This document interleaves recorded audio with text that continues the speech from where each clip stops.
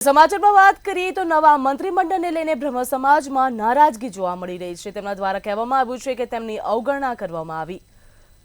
જ્યાં નવા મંત્રીમંડળને લઈને રાજકોટ બ્રહ્મ સમાજમાં નારાજગી જોવા મળી। મંત્રીમંડળમાં બ્રાહ્મણોની અવગણના થયાના આક્ષેપ કરવામાં આવ્યા છે। જ્યાં આગેવાન મિલન શુક્લના સનસનીખેજ આરોપ સામે આવ્યા છે।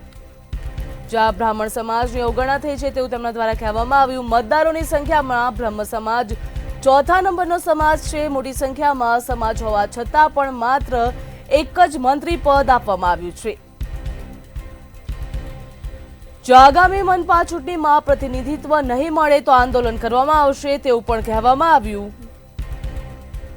જ્યાં મંડળને લઈને રાજકોટ બ્રાહ્મણ સમાજમાં નારાજગી જોવા મળી રહી।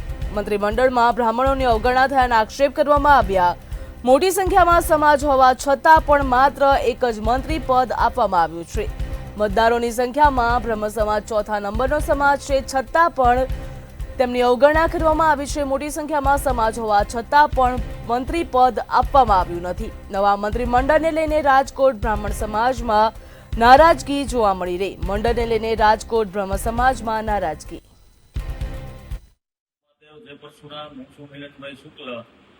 અત્યારે મેં આ મંત્રીમંડળનું આખું લિસ્ટ ચેક કર્યું।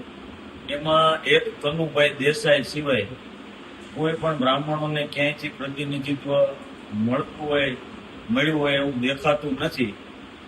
આપણને જાતિવાદ નથી, કોઈ જ્ઞાતિ કે કોઈનો આપણે વિરોધ નથી, પણ અભણ લોકોને મંત્રીમંડળમાં સ્થાન આપી અને જે બુદ્ધિજીવી વર્ગના, જે ભણેલા ગણેલા વેલ એજ્યુકેટેડ લોકો જે બ્રાહ્મણો છે એને જ્ઞાતિના આધારે સાઇડલાઇન કરવામાં આવતા હોય તો હવે બ્રાહ્મણોએ પણ વિચારવાનો સમય પાકી ગયો છે।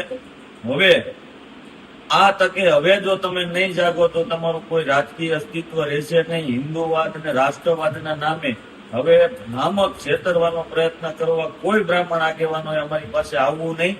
અને આગામી કોર્પોરેશનમાં, આ તો ગુજરાત સરકારની વાત છે, એમાં તો આમ જો તો એક બે જણાને બાદ કરતા અમારામાંથી કોઈ લાયક પણ નથી, પણ રાજકોટ કોર્પોરેશનમાં કે સૌરાષ્ટ્રની જામનગર હોય, અમારી જે ભાવનગર હોય, અમારી જે મહાનગરપાલિકાઓ છે એમાં જો અમને પ્રતિનિધિત્વ પૂરતું નહીં મળે અથવા તો અમને વિશ્વાસમાં લઈ અને પ્રતિનિધિત્વ નહીં આપવામાં આવે તો હવે બ્રાહ્મણોએ ખાસ જાગવાની જરૂર છે। આ ક્ષત્રિયો જાગ્યા એટલે એમને મહત્વ મળ્યું। તમે ચોથા પાંચમા નંબરના મતદાર હોવા છતાં ગુજરાતમાં તમારી વારંવાર અવગણના તો ઠીક છે, પણ અપમાનજનક પરિસ્થિતિમાં વારંવાર મુકાતા હોય ત્યારે જો હવે બ્રાહ્મણો નહીં જાગો તો તમારું કોઈ અસ્તિત્વ રહેશે નહીં।